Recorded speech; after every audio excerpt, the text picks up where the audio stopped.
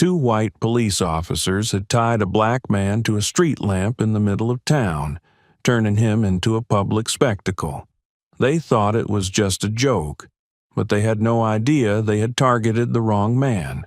What happened afterward not only cost them dearly, but also left the entire community shaken.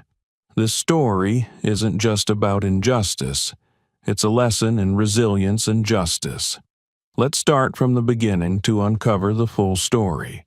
Don't forget to share where you're watching this and subscribe, so you won't miss more inspiring stories to come. William Johnson stepped slowly through the towering doors of the police station.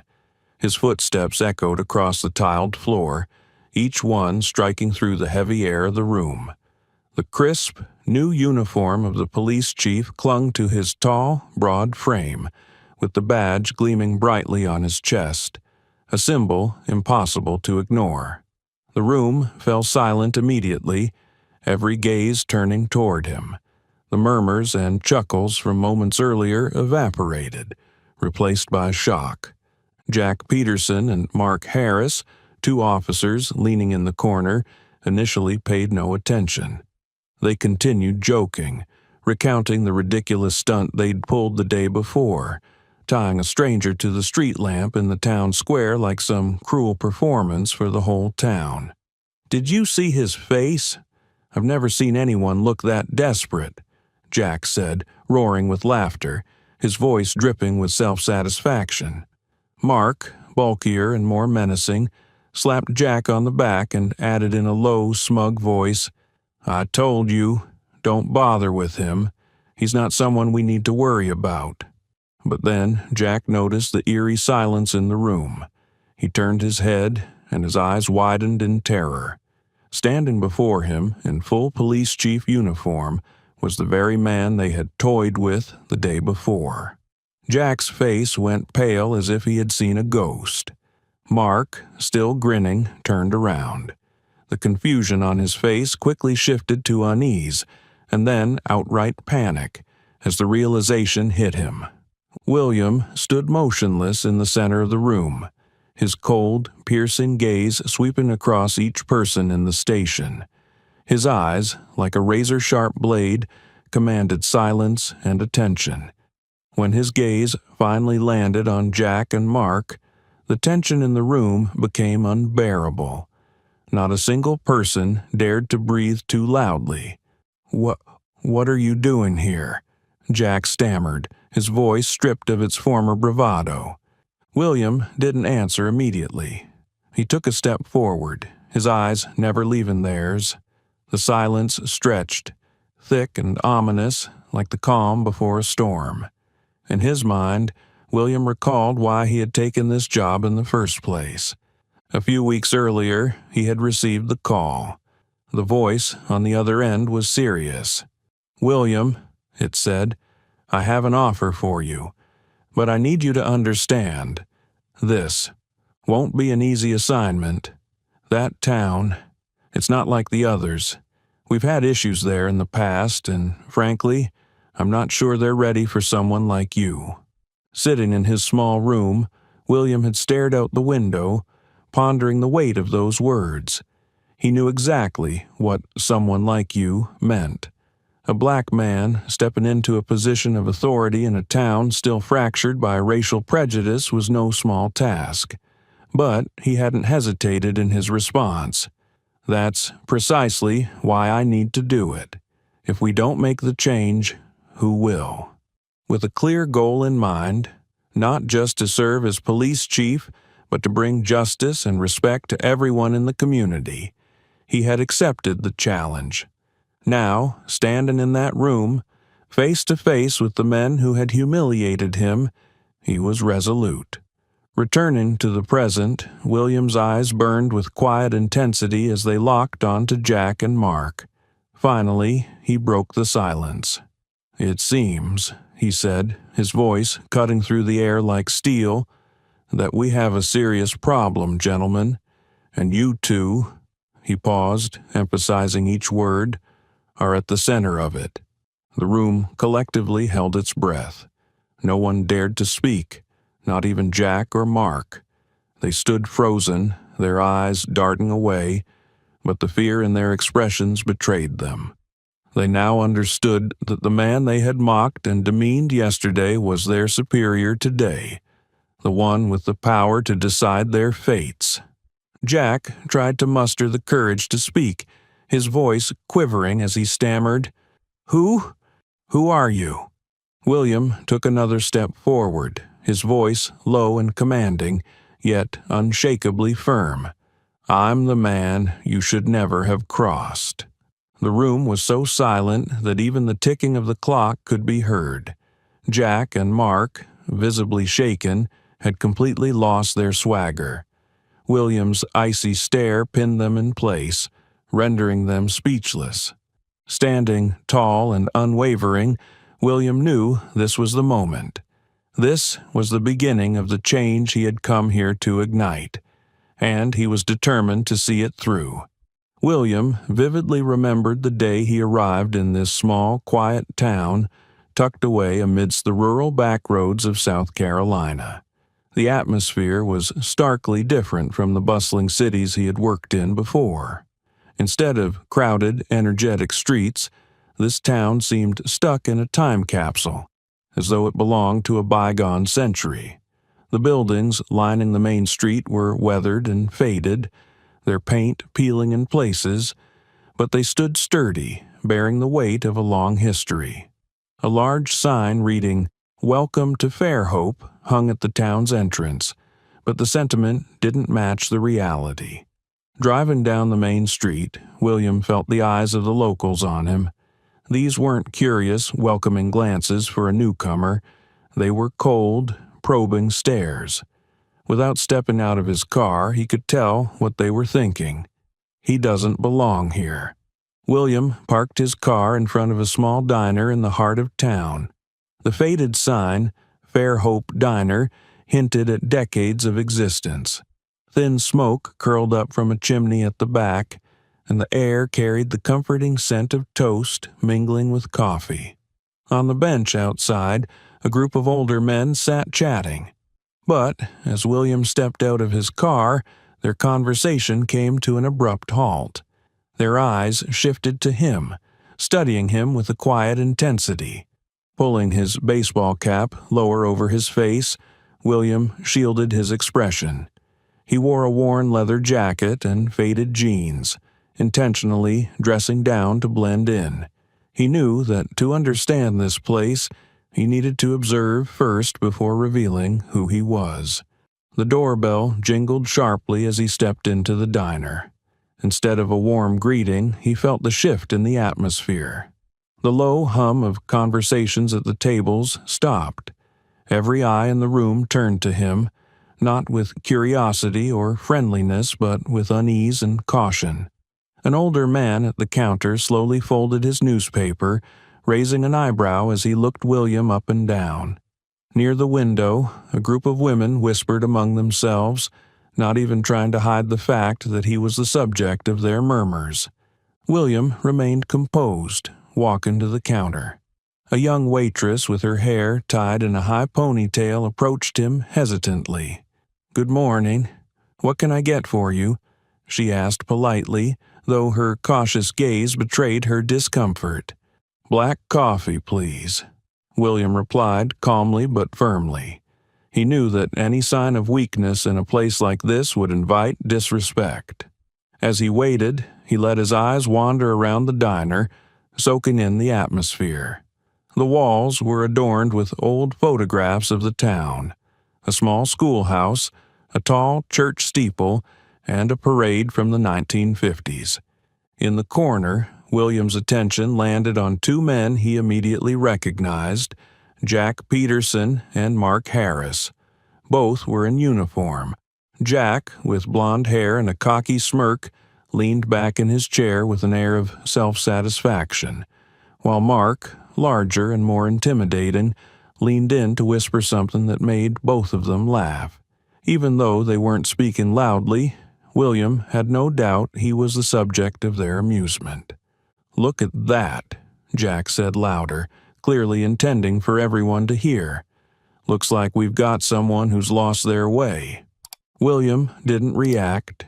He took the cup of coffee the waitress handed him, a subtle nod from her suggesting she wanted to warn him about something, then turned to leave. Without saying a word, he walked out the door. But as he stepped outside, he could still feel Jack and Mark's mocking stares burning into his back, their silent challenge hanging in the air. Outside, William paused and took a deep breath, inhaling the crisp morning air. His thoughts drifted to his past. He recalled the early days of his career, working in a city where prejudice wasn't hidden. The condescending looks, the biting comments, the isolation from his peers. It was nothing new to him. He remembered one moment in particular, back when he was just a young officer.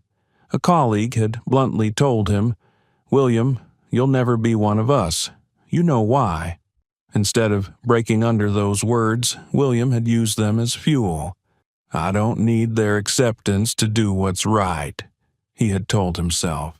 Those memories had shaped him, toughened him, and prepared him for this moment. They reminded him why he had taken this job in Fairhope, despite knowing the challenges that lay ahead. As he looked down the main street, lined with small shops and aging diners, a breeze carried the musty scent of old buildings. At that moment, one thought crystallized in his mind. They may see me as an outsider now, but they won't forget me when I leave. This town is about to change, whether they like it or not. With that determination, William returned to his car, ready to face what lay ahead. He hadn't come to Fairhope just to take on a job. He had come to fight for justice.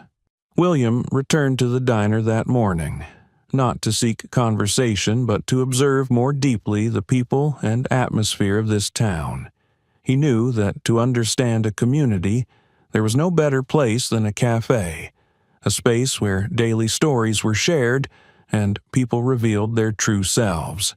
For him, this wasn't just a tactical move.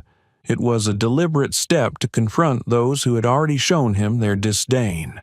The familiar jingle of the doorbell echoed as William stepped inside. Once again, the room froze.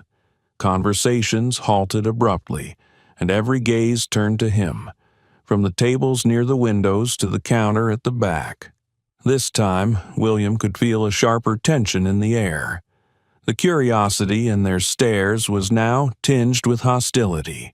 Jack Peterson and Mark Harris were still seated in their corner, their coffee cups nearly empty. Jack leaned back in his chair, toying with his cup, while Mark lounged casually, a smug grin plastered on his face. Though the two were chatting, William could sense that they were tracking his every move. He walked to the counter, removed his cap, and said, "A black coffee, please." His voice was calm and steady, but loud enough for everyone to hear. Emily, the young waitress from the day before, nodded quickly and poured his coffee. When she handed it to him, her hand trembled slightly, betraying a nervousness she couldn't hide. "Good morning," she said quietly, placing the cup in front of him. Her eyes darted briefly toward Jack and Mark before returning to William. Leaning in slightly, she whispered, "I think you should leave soon. Jack and Mark, they aren't the kind of people you want to cross. If they see you as a problem, they won't let it go." William raised an eyebrow, holding her gaze for a moment. He could hear the concern in her voice. Concern not only for him, but possibly for herself as well. "Thank you," he replied softly, his expression calm and unreadable. "I'll handle it." Emily hesitated as if wanting to say more, but she eventually retreated behind the counter, her unease palpable. William sipped his coffee, noting how the silence in the room broke with Jack's booming laughter. His voice was deliberately loud enough for everyone to hear. "Look at him, Mark," Jack said with mockery. "He looks like someone who's lost his way and doesn't know where he belongs." Mark roared with laughter, slapping his hand on the table. "Maybe he thinks this is some kind of retreat. But I bet he's about to find out it's not." William didn't react. He sat upright, his gaze fixed on the window, while his ears caught every word. "I'm not ignoring them out of fear," he thought, "but because people like them reveal their weaknesses when they think they're in control." Jack, emboldened by the lack of response, pushed back his chair and stood up, carrying his coffee cup. His heavy footsteps across the wooden floor echoed like a challenge. Mark followed a few steps behind, smirking as he trailed Jack. Jack stopped in front of William's table, leaning down with an air of arrogance. "Where are you from?" he asked, his voice loud enough to fill the room. "I haven't seen you around here, and honestly, you don't look like someone who belongs here." William looked up, his gaze steady and deep, like the ocean before a storm. "Just passing through," he replied, his voice calm but unflinching. Jack chuckled derisively, resting a hand on the table and leaning in closer. "Passing through, huh? This isn't the kind of place people pass through, friend. This is the kind of place where people stay, if they're allowed." Emily, still behind the counter, watched with wide, worried eyes. She wanted to intervene but couldn't summon the courage. She had seen what Jack and Mark were capable of when they didn't like someone. Her only hope was that William would choose to leave before things escalated. What she didn't realize was that William wasn't the kind of man to walk away. Placing his coffee cup down deliberately, William met Jack's gaze. "I'm not looking for trouble," he said, his voice steady and firm. "But I'm not avoiding it either." For a brief moment, Jack faltered, caught off guard by the quiet confidence in William's tone. But he quickly recovered, his smirk returning. "Listen, pal," Jack said, his voice dripping with condescension. "Take my advice. Find another road to travel.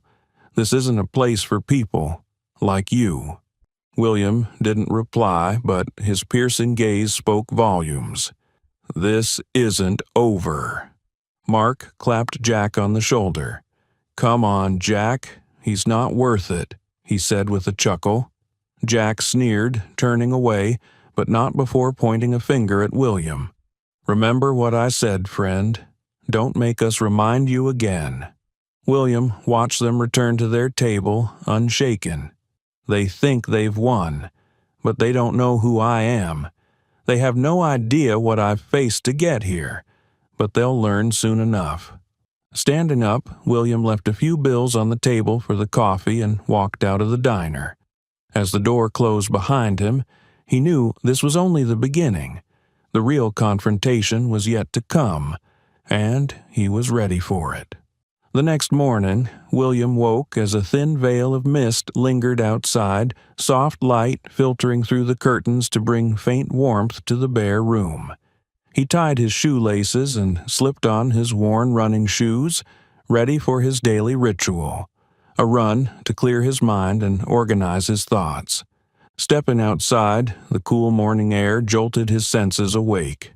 The narrow dirt roads stretched ahead, winding into the dense woods at the edge of the town. Taking a deep breath, William absorbed the stillness, a deceptive tranquility, for he knew beneath the surface lay undercurrents of prejudice and scorn. William jogged steadily along the dirt road, his steps creating a rhythmic cadence against the ground. As he ventured deeper into the secluded area near the woods, the hum of a vehicle engine broke the stillness. A police cruiser appeared, creeping along behind him. Glancing into the rearview mirror of the car, William recognized the two familiar faces, Jack Peterson and Mark Harris.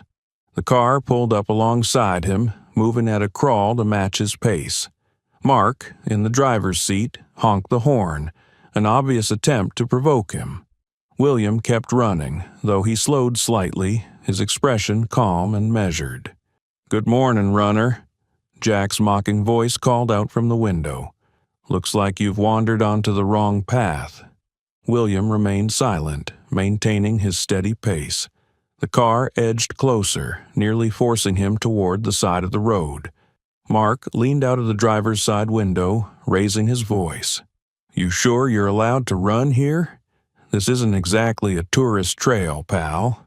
William stopped, exhaling evenly after the long stretch of running. He turned to face the two men in the cruiser, his gaze unwavering. "Just out for a morning jog," he replied evenly. "I didn't realize that was against the law." Mark put the car in park with a loud, deliberate clunk, stepping out as if to emphasize his authority. Jack followed, and together they approached William. Mark's imposing frame blocked the path ahead, his arms crossed over his chest. "Not illegal," he said with thinly veiled disdain, "but around here we have our own rules, and I'm not sure you understand them." "Your own rules?" William raised an eyebrow, his voice calm. "Such as?" Jack stepped forward, his smirk widening.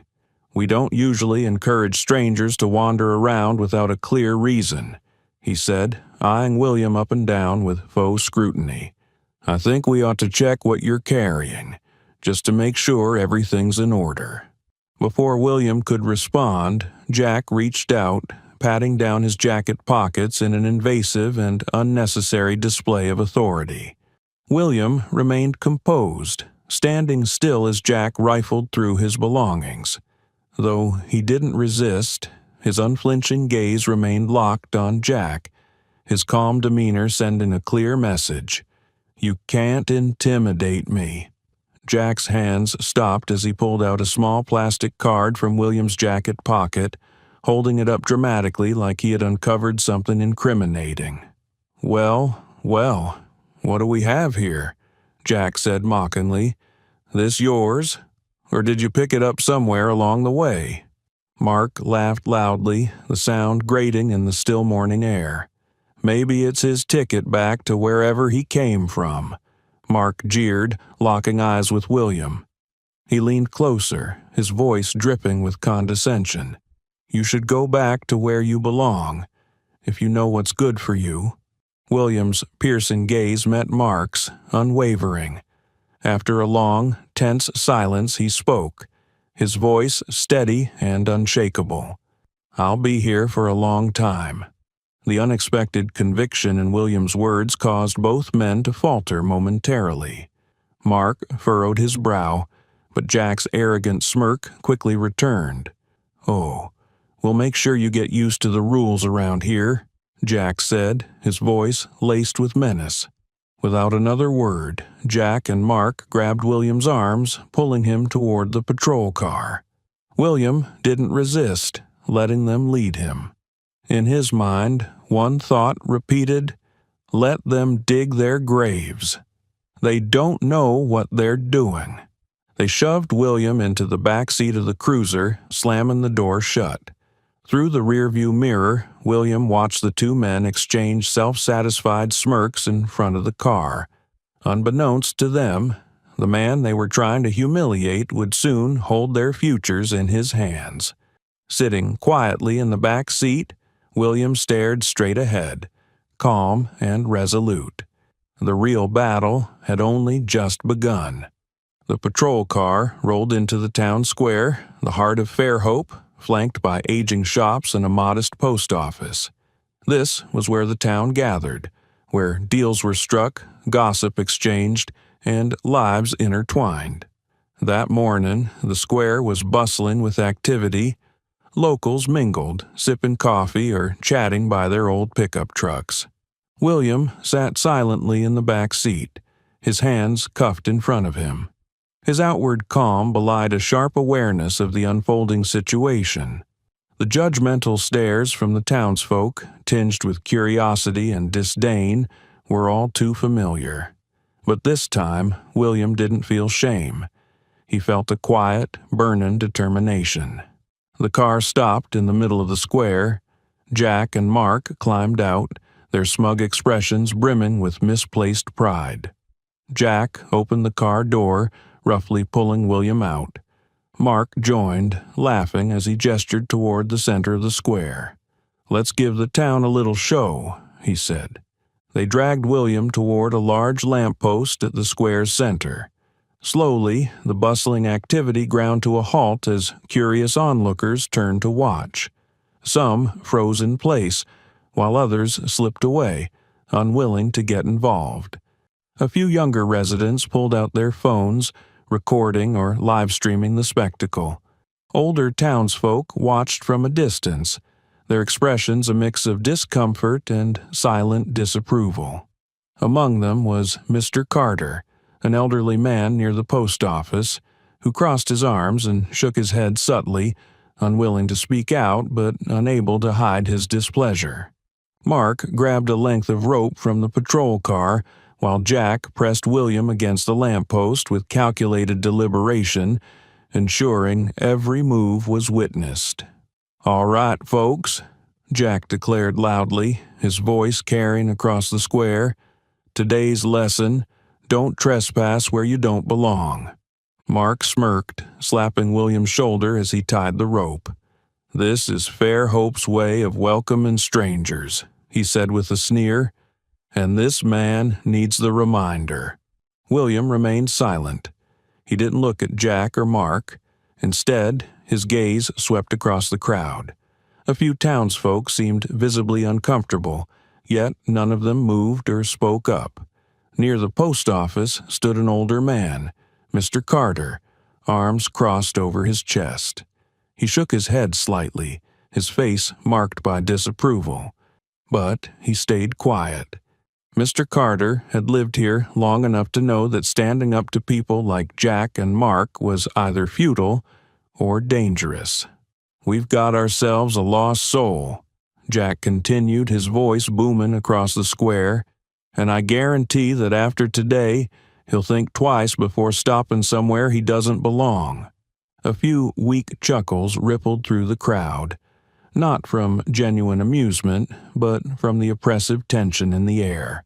Others stayed silent, their eyes shifting uneasily between William and the two officers. Some younger bystanders held up their phones, recording or even live-streaming the spectacle for their social media followers. William stood tall, his posture unwavering, his expression calm. Inside, however, his thoughts were razor-sharp. He knew this was the moment for Jack and Mark to expose themselves. "They think they're humiliating me," he thought, "but all they're doing is digging their own grave. Let them keep going." Mark stepped closer, his gaze boring into William's face. "Got anything to say for yourself, buddy?" he sneered. "Or do you already know you don't belong here?"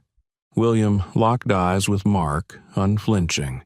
"I don't need to say anything," he replied, his voice low but steady. "I'll let my actions speak for me." Jack let out a derisive laugh, clapping Mark on the shoulder. "Hear that, Mark? He thinks he's going to do something. That's hilarious." But as they stared into William's eyes, both men couldn't completely hide a fleeting flicker of doubt. There was something about him, a quiet strength and conviction that they couldn't break. Still, their arrogance masked any hesitation, and they continued their performance. Meanwhile, the videos recorded by the crowd began surfacing on social media. Live streams captured the entire incident, and comments began flooding in. "What's going on with this man? This is how they treat strangers here? Are these cops or thugs?" The bystanders filming had no idea that their small actions would soon ignite a firestorm of outrage, turning this small-town spectacle into a national conversation. As the scene reached its peak, Jack and Mark returned to their patrol car, leaving William tied tightly to the lamppost in the middle of the square. From a distance, they laughed and joked, basking in the attention of the crowd. William, even in this moment of public humiliation, stood tall. His icy gaze, unyielding and sharp, carried the weight of someone who knew his worth. In truth, it wasn't William who was on display. It was Jack and Mark who were revealing their true nature for all to see, both in the square and beyond. William knew this was only the beginning, but he also knew that the spectacle wouldn't last long. Enjoy this moment, he thought, because by tomorrow, everything will change. The morning in Fairhope carried the same air of serene familiarity, but online, a storm was brewing. Videos of Jack and Mark tying William to the lamppost had gone viral, spreading across social media platforms with astonishing speed. Thousands of shares, comments, and waves of outrage ignited a digital firestorm. On a local forum, the first post, titled, "Is This How Police Treat Strangers in Fairhope?" featured a nearly 2-minute video of William standing tall, tied to the lamppost, while Jack and Mark mocked him in front of a crowd. The comments poured in relentlessly. How can a police officer do this? Who is this man? He doesn't look like a vagrant or troublemaker. This is shameful. The town needs answers immediately. This is why people don't trust the police anymore. Within hours, larger accounts began picking up the story, amplifying the outrage. One prominent account dedicated to analyzing social issues posted, "Police in Fairhope humiliate a stranger. This demands investigation." The video views skyrocketed, shares multiplied, and by mid-morning, the hashtag #YaJustice for the Stranger was trending across platforms. Meanwhile, in a newsroom in the nearby city, journalist Lisa Brown received an alert about the story. Sitting at her desk, she watched the viral video intently, reading through the furious comments. It didn't take long for Lisa to realize this wasn't just a small-town incident. It was a story that could explode into a nationwide scandal. Wasting no time, Lisa grabbed her camera and microphone and headed straight for Fairhope. When she arrived at the town square, everything seemed to have returned to normal on the surface. But the quiet unease in the air told another story. Locals were gathered, chatting in subdued tones, their gazes wary as Lisa's car pulled in. Stepping out with her gear in hand, Lisa began interviewing anyone willing to talk. "Excuse me, sir. Do you know what happened here yesterday?" she asked a middle-aged man sitting near the post office. The man shook his head, unwilling to respond. But when Lisa approached Mr. Carter, he paused for a long moment before sighing. "I saw what they did," he said softly. "That's not how we should treat anyone, no matter who they are." Sensing the weight in his words, Lisa pressed gently. "Do you think their actions were justified?" Mr. Carter shook his head firmly. "No, but around here, people are scared. No one speaks up. They've done things like this before, but I've never seen them go this far, not with someone like him." "Who is he?" Lisa asked, her curiosity piqued. But Mr. Carter simply shook his head again, unwilling or unable to say more. Lisa continued her interviews, but most responses were vague or evasive. However, through hushed whispers and careful observations, she pieced together a troubling narrative. Jack and Mark had a history of abusing their authority, and yesterday's incident with William was only the tipping point. Standing in the center of the square, Lisa prepared to go live. With the microphone in hand and her camera rolling, she began, "Hello, everyone. I'm Lisa Brown, reporting from Fairhope, the small town where a video that has shaken the internet was filmed yesterday. In this footage, 2 police officers are seen tying a man to a lamppost in the middle of town and mocking him in front of a crowd. My question is this: is this how Fairhope treats outsiders? And more importantly, who is this man? I'll be following this story closely and sharing updates as they come." At the Fairhope police station, tension was brewing, though Jack and Mark remained blissfully unaware of the storm gathering around them. Lounging in the break room, they laughed about their achievement, oblivious to the growing outrage online. They couldn't have imagined that their actions were hours away from spiraling beyond their control. Meanwhile, in the quiet of his room, William sat watching the posts and videos circulating online. He read the comments, observed the growing momentum, and saw how the story was spreading like wildfire. These videos were no longer just records of injustice. They were weapons of truth. "They've done this to themselves," he thought, his expression calm but resolute. "And now, I'll use it to bring about change." As the day progressed, William knew the time to act had come. Pulling out his pristine police chief uniform, he prepared for what would come next. This time, when he faced Jack and Mark, it wouldn't be as a stranger. It would be as their superior. With his badge gleaming on his chest and determination in his eyes, William knew this was the moment to take back control. Not just for himself, but for the community and the principles of justice he stood for. The following morning, William stood before the mirror, adjusting the crisp police chief uniform that now bore his name. The sunlight streaming through the window caught the badge on his chest, making it gleam, a symbol of authority and integrity. His face remained calm, but his piercing eyes reflected determination. Today wasn't just another day on the job. Today, he would reshape the narrative in Fairhope. The police station, a small brick building in the heart of town, seemed unremarkable from the outside. Inside, the usual morning lethargy hung in the air. Officers shuffled papers, sipped coffee, and exchanged idle chatter. Jack and Mark, as usual, were seated in the corner, laughing loudly as they recounted the events of the day before. "Did you see the way he just stood there? Pathetic," Jack said, leaning back in his chair, laughing. "I bet he won't dare show his face here again." Mark smirked, nodding. "It'll be a long time before anyone even thinks about challenging us in this town." Their laughter was abruptly cut short as the main door swung open. William entered, his police chief uniform commanding attention. The room fell silent. Papers stopped shuffling, conversations ceased, and the atmosphere shifted dramatically. William strode purposefully into the center of the room, his gaze sweeping over everyone present.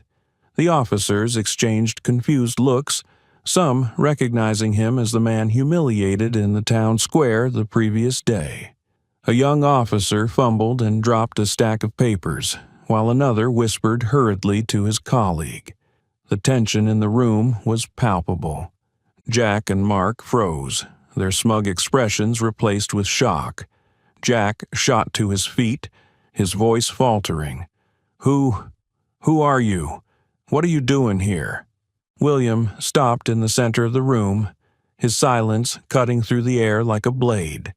He let the moment linger, the weight of his presence pressing down on the two men. Finally, he spoke, his voice low but unwavering. "I'm the man you should never have crossed." The meeting room was thick with tension, as if the air itself had turned oppressive. The officers stood silently, their eyes fixed on Jack and Mark. Both men were visibly struggling to maintain their composure, but their unease was impossible to hide. William remained composed, his steely gaze fixed on them. "I think it's time for some clarity," he said, his voice calm but commanding. He held up his phone, playing the now viral video of the incident in the town square. The sound of Jack and Mark's mocking laughter echoed through the room, followed by the image of William tied to the lamppost. The room fell into a heavy silence. Several officers looked visibly uncomfortable, while others hung their heads, avoiding the screen altogether. William looked up, his gaze sweeping the room. "This," he said, gesturing to the video, "is what two of your colleagues have done. They didn't just humiliate me, they humiliated this uniform and the values it represents." Jack, attempting to salvage his confidence, straightened up and stammered, "Sir, it was just a joke. A town tradition. Nothing meant to harm anyone." William's expression hardened, his tone sharp. "A tradition?" he repeated. "What kind of tradition allows you to publicly degrade another human being, to insult them in front of the community, without a second thought for the consequences? What tradition teaches you that this is acceptable?" Mark tried to intervene. "We didn't think it was that serious. It was just a way to control outsiders, to remind them that this isn't a place they can do whatever they want." William stepped closer, his gaze unflinching. "And you think you have the authority to do that? Do you think the badge on your chest gives you the right to bully and trample on others? Let me make this clear. Tradition never excuses disrespect." The room was silent, save for the ticking of the clock. The other officers exchanged uneasy glances, some beginning to realize the gravity of the situation. One older officer, Sergeant Daniels, nodded subtly in agreement with William's words. With decades of service under his belt, Daniels understood the damage actions like Jack and Mark's could inflict, not just on the police force's reputation, but on the trust of the community. Turning to address the entire room, William's voice was resolute. "I will not allow anyone in this department to tarnish the honor of this profession. We are not just enforcers of the law.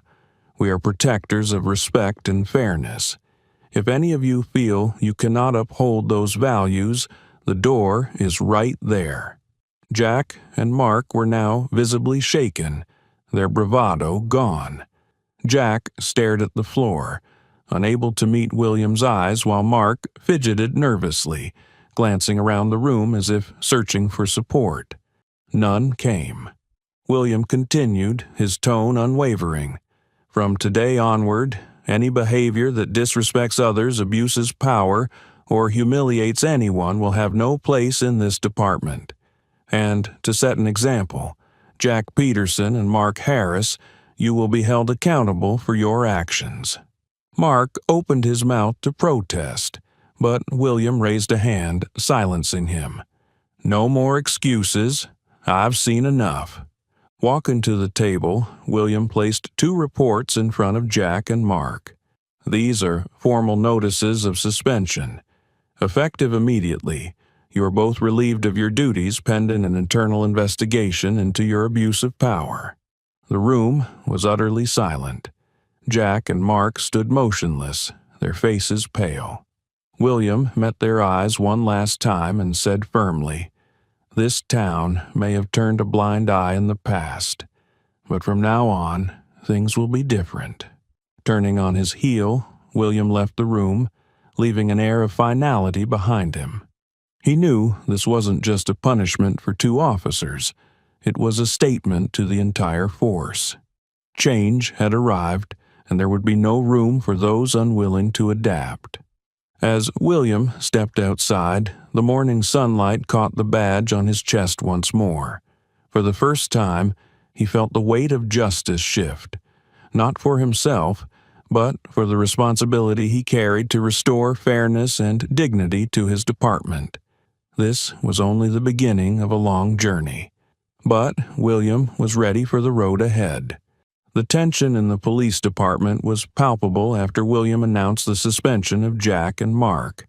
Every breath seemed louder, the air heavier, as the implications of his decision settled over the room. But William wasn't done. He knew that to rebuild trust within the community and among his team, decisive action was necessary. The next morning, William convened the entire force in the main meeting room. Standing at the head of the table, his uniform impeccable, the badge on his chest gleaming under the fluorescent lights, William commanded the attention of everyone present. The officers sat silently, exchanging uneasy glances. At the far end of the table, Jack and Mark sat, their faces pale and drawn, as if they already knew what was coming.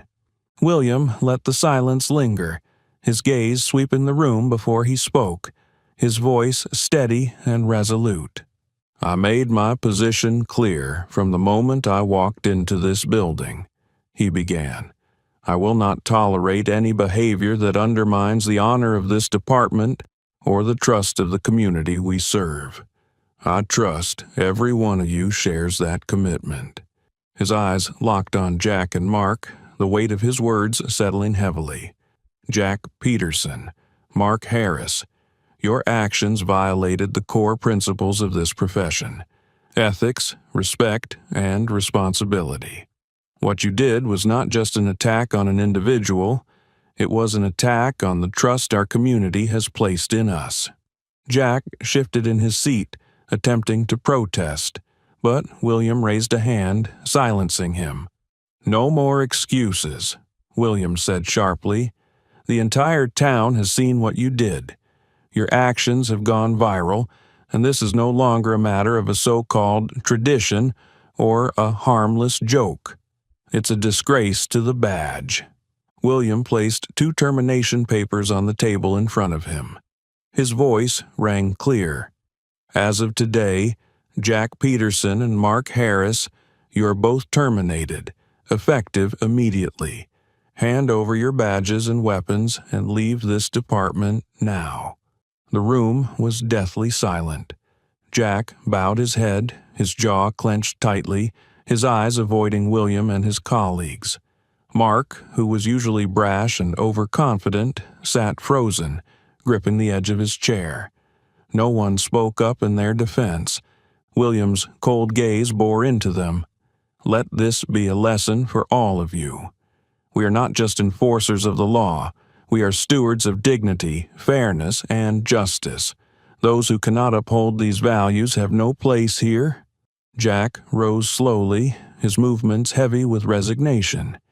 He removed his badge, placing it on the table with an audible clink. Mark followed, his hands trembling slightly as he added his badge next to Jack's. There was no defiance, no anger, only the quiet humiliation of 2 men who had lost everything. As they walked toward the door, the other officers watched in silence. Some exchanged glances of relief, others of guilt, realizing they had failed to speak up sooner. The hallway seemed longer than ever as Jack and Mark made their exit. Other staff members averted their eyes, unwilling to acknowledge the disgraced officers. The station doors creaked open, and they stepped outside into the bright morning light, leaving behind the arrogance and authority they had once wielded. Outside, a small crowd of townsfolk had gathered, curious to witness the fallout. Among them stood Emily, the young waitress from the diner. She watched intently as Jack and Mark walked away, their heads bowed. When they disappeared from view, she turned to William, who had stepped outside moments later. Her voice wavered with emotion as she said, "Justice has finally been served." William gave her a small nod, his expression firm but reflective. "Justice isn't just about removing them," he said quietly. "It's about rebuilding trust. That's the real work." Emily smiled faintly, hope shimmering in her eyes. "This town has waited a long time. We need someone like you." William said nothing, simply nodding in acknowledgement. As he stepped back into the station, he knew that while Jack and Mark were gone, the work of repairing the department's reputation and relationship with the community was only beginning. After Jack and Mark were dismissed, the story didn't end. Instead, it felt like it was just beginning. The video of their actions continued to ignite outrage online, catching the attention of the district attorney's office. Soon, years of misconduct by the 2 former officers began to surface, dragging their buried secrets into the light. A few days after the incident, the district attorney's office announced a formal investigation into Jack and Mark's history of abuse. The announcement spread rapidly through Fairhope, sparking a new wave of courage among past victims who began stepping forward to share their stories. The office was flooded with complaints in just a few days.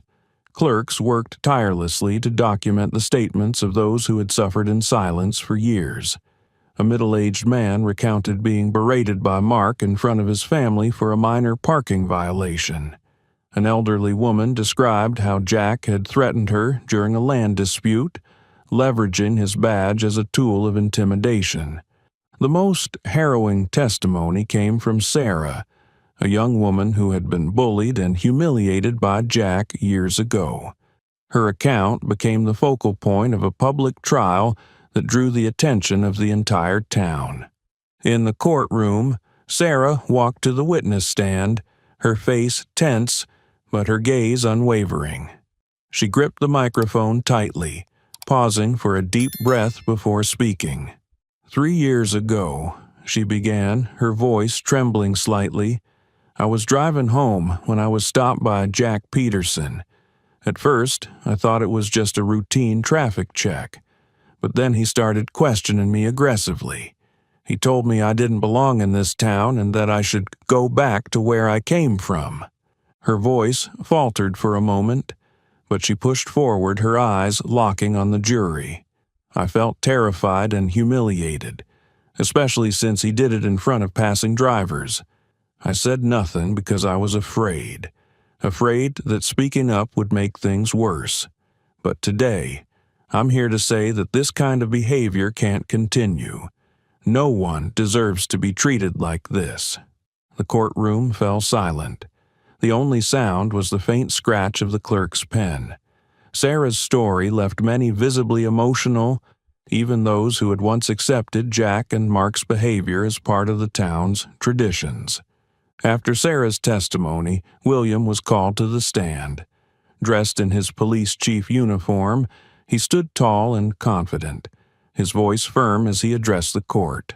What you just heard is not just Sarah's story, William began, his tone steady. It's the story of many people in this community who have suffered because of actions that should never have happened, especially not by those sworn to protect them. He paused, scanning the room, letting his words sink in. We cannot undo the past. The pain and damage caused by Jack and Mark are permanent scars on this town, but we can ensure that it never happens again. Turning toward the Fairhope residents in attendance, his voice carried a note of hope. I believe Fairhope can be better. We can become a community that is not just safe, but just and honorable, a place we can all take pride in. But this change can only happen if we all stand together and demand better. The trial lasted the entire day, and by the end, the verdict was clear. Jack and Mark were convicted of abuse of power and faced serious penalties. Meanwhile, the district attorney's office continued its investigation into additional allegations against them.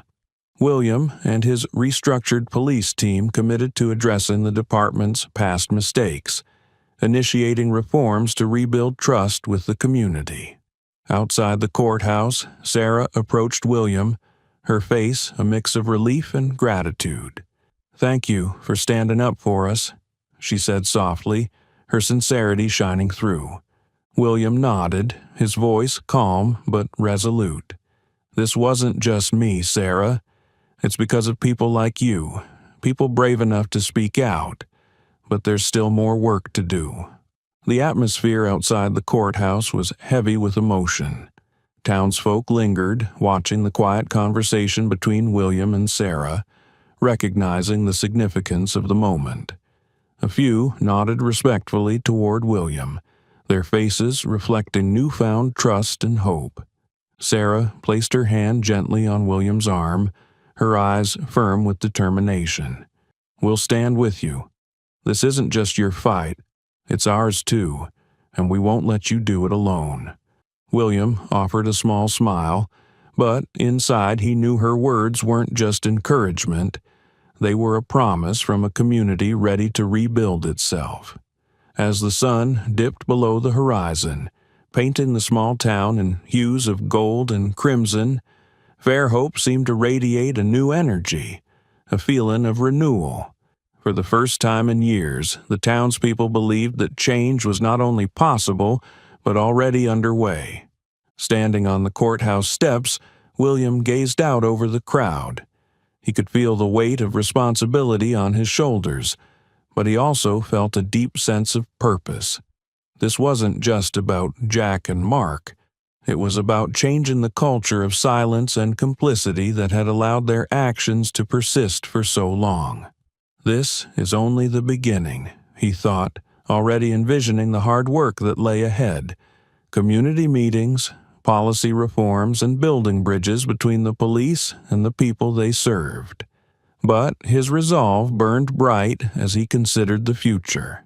Fairhope was turning the page to a new chapter, one of justice, accountability, and unity. While not everyone was convinced that change would come quickly, William knew the seeds had been planted. And as those seeds began to grow, nothing could stop the force of a community that had found its voice. After the historic trial, a wave of transformation began sweeping through Fairhope. The testimonies of victims like Sarah not only fueled outrage, but also sparked a newfound spirit of unity in the community.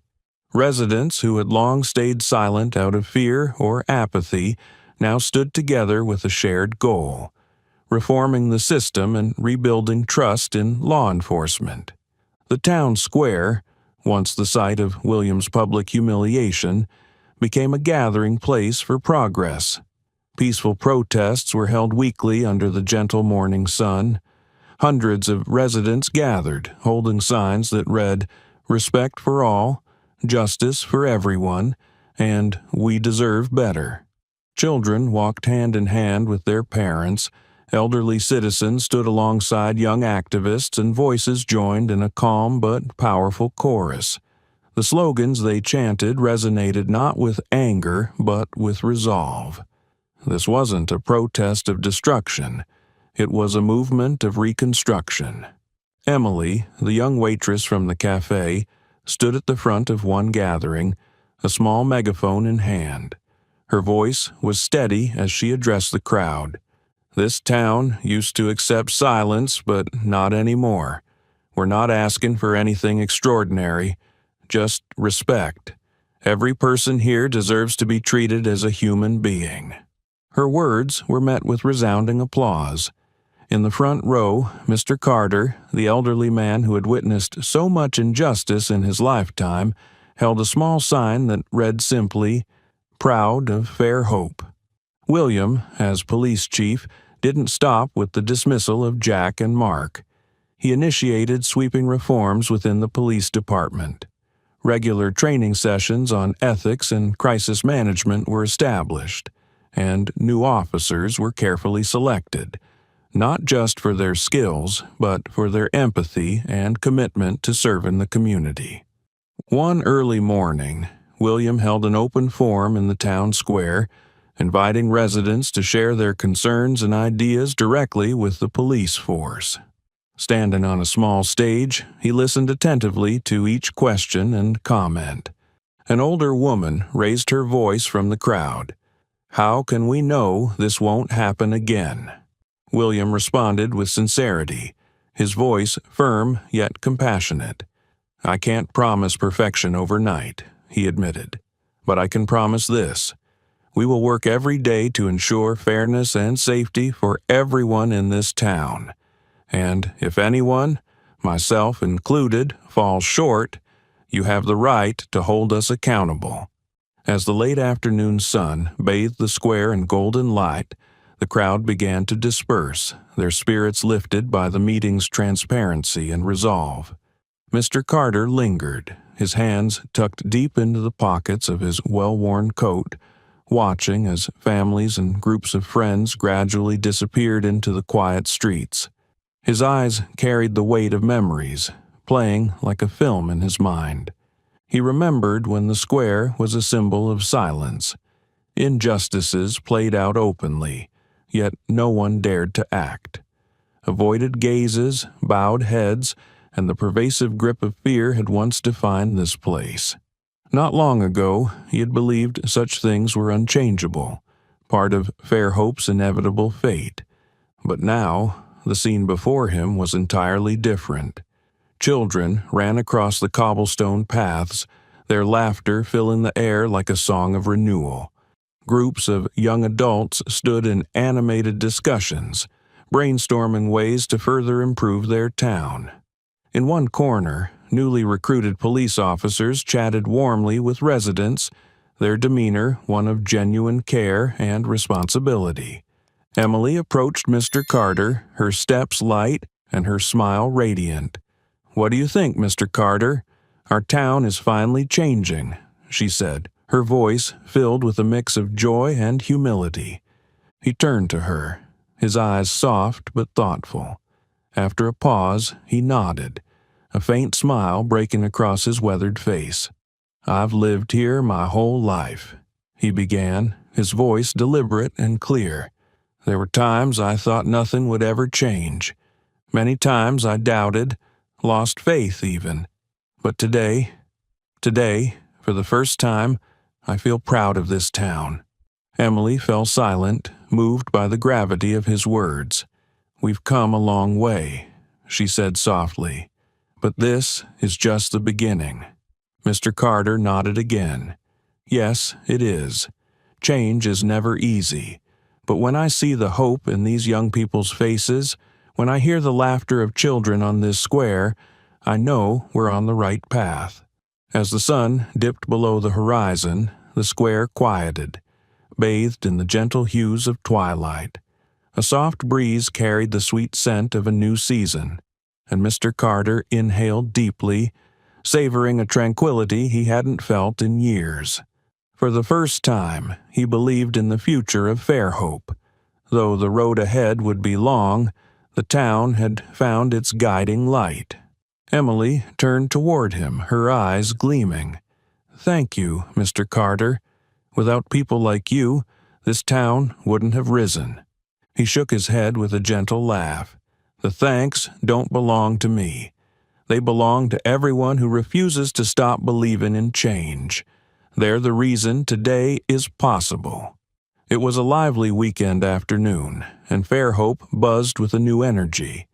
The town square, once a symbol of silence and injustice, had transformed into a hub of life and renewal.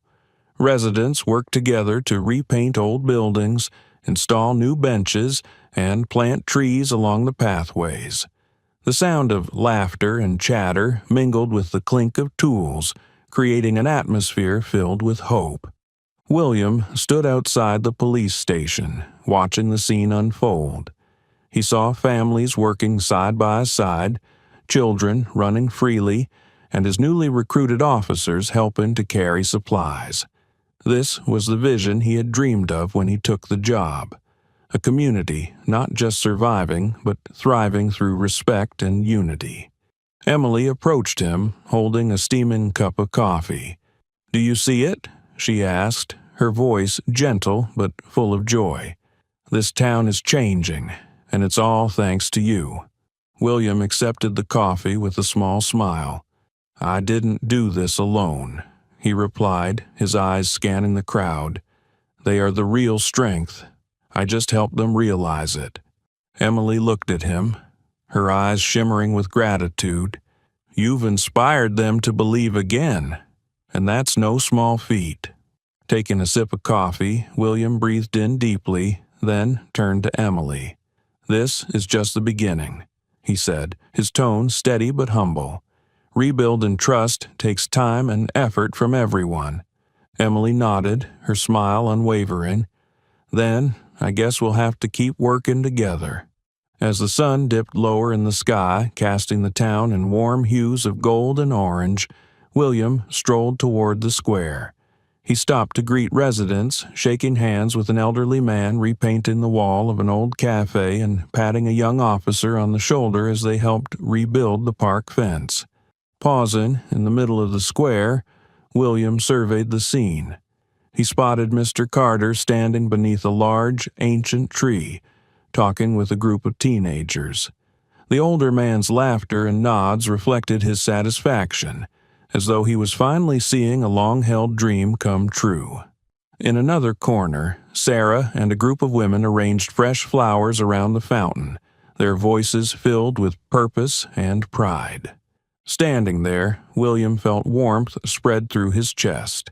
He knew the road ahead would still be challenging, but today, Fairhope had shown it could change, and change for the better.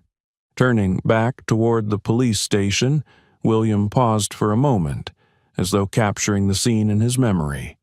He thought about those early days, the scrutinizing gazes, the harsh words, and the resistance that seemed insurmountable. Now, things were different. Fairhope was no longer a town shackled by fear and injustice, but one learning to trust and respect. He reminded himself, justice isn't a destination, it's a journey, and I'm here to make sure we never lose our way. With that, William walked on, leaving behind a community in the midst of rebuilding itself. But he knew Fairhope's heart had changed forever. As the last rays of sunlight bathed the square, William's silhouette blended into the scene, standing as a symbol of hope and new beginnings. Fairhope had transformed, shedding its history of fear and injustice to become a beacon of hope and unity. This story serves as a powerful reminder that every individual has the strength to change their community when they stand for justice. What do you think of William's journey? Do you have a story of positive change in your community? Share it in the comments below. Don't forget to like, share, and subscribe to the channel to discover more inspiring stories like this one. See you in the next video.